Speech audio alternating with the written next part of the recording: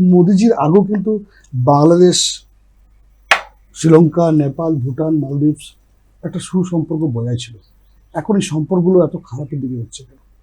এটা ডিপ স্টেটের কারণে, একদম ডিপ স্টেট। জর্জ যে সোরোস- ডিপ স্টেট, সবচেয়ে জর্জ সোরোসই করছে। যে ডিপ স্টেট নিজে বলেছে আমি ভারতকে ডিস্টেবিলাইজ করতে চাই, যে ডিপ স্টেট, যে জর্জ সোরোস, তার বিরুদ্ধে অভিযোগ না প্রমাণিত অভিযোগ, সে একবার সিঙ্গাপুর সরকারকে আর একবার সম্ভবত ফ্রান্স, সেই সরকারকে ডিস্টেবিলাইজ করেছে। তো সে তো ভারতকে করতে চায়, কারণ এরা ভারতকে টুকরো টুকরো করতে চায়, এরা টুকরে টুকরে গ্যাংয়ের অংশ।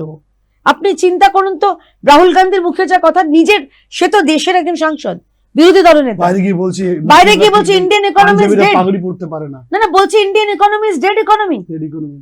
ভাবতে পারছেন, দিওয়ালির দিনে, ধনতেরাস, এখন তো আমরা বাঙালিরাও কিনি, আমরা বাঙালিরা ভাই সব দিকে আমরা আছি, আমরা মানে ঝোলেও আছি, অম্বলেও আছি, সব দিকে আছি, আলু ভালো এটা আমাদের।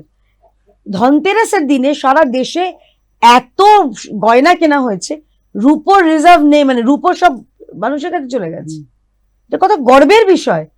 এটা বোধহয় রাহুল গান্ধীকেই চড় মেরেছেন ভারতবাসীরা, যে তুই বলেছিলি ডেড ইকোনমি, দেখ আমাদের ক্ষমতা।